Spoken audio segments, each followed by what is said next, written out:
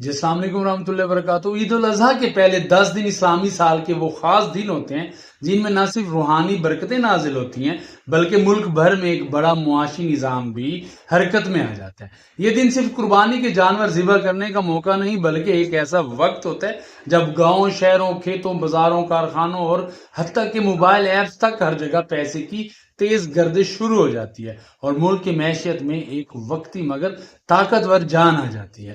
پاکستان جیسے ملک میں جہاں زراعت اور تجارت اہم شعبے ہیں، ان دنوں میں اربوں روپے خرچ ہوتے ہیں، لاکھوں جانور خریدے اور بیچے جاتے ہیں اور یہ سلسلہ کئی مہینے پہلے ہی شروع ہو جاتا ہے۔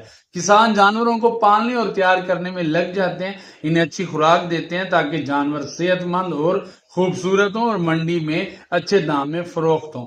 اس عمل میں ونڈا، بھوسا، دانا، چوکر اور دیگر جانوروں کی خوراک تیار کرنے والے بھی فائدہ کماتے ہیں اور کھیت سے منڈی تک کام کرنے والے سب لوگ روزی کماتے ہیں۔ جب جانور شہروں میں لائے جاتے ہیں تو ہزاروں گاڑیاں، ٹرک، رکشے اور لوڈر کرائے پر لیے جاتے ہیں، جس سے ٹرانسپورٹ کا نظام چمک اٹھتا ہے۔ گاڑیوں کے پرزے، ڈیزل، مکینک، ڈرائیور اور پیٹرول پمپ سب کو فائدہ ہوتا ہے۔ جانوروں کے لیے شہروں میں عارضی باڑے بنائے جاتے ہیں جہاں پانی، سایہ، چارہ، برتن، رسیاں، ٹینٹ اور دوسری سہولتیں فراہم کی جاتی ہیں جن پر لاکھوں روپے خرچ ہوتے ہیں۔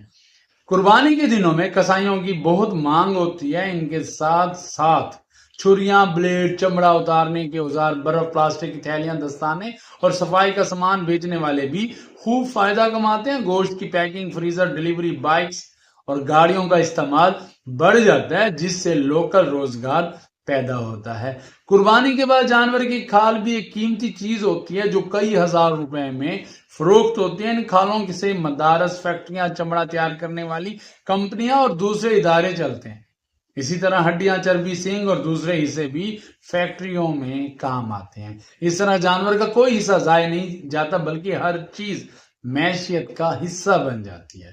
آج کے دور میں media, social media apps, on line بکرا خریدنے کی ویب سائٹس، گھر بیٹھے بکرا منگوانے کی سہولت، آن لائن ادائیگی، QR کوڈ، رسیدیں، فیس بک اشتہارات، یوٹیوب ویڈیوز اور پروموشن سب اس مہینے میں بھرپور طریقے سے کام کرتے ہیں اور چھوٹے کاروبار کرنے والے بھی اس موقع سے خوب فائدہ اٹھاتے ہیں۔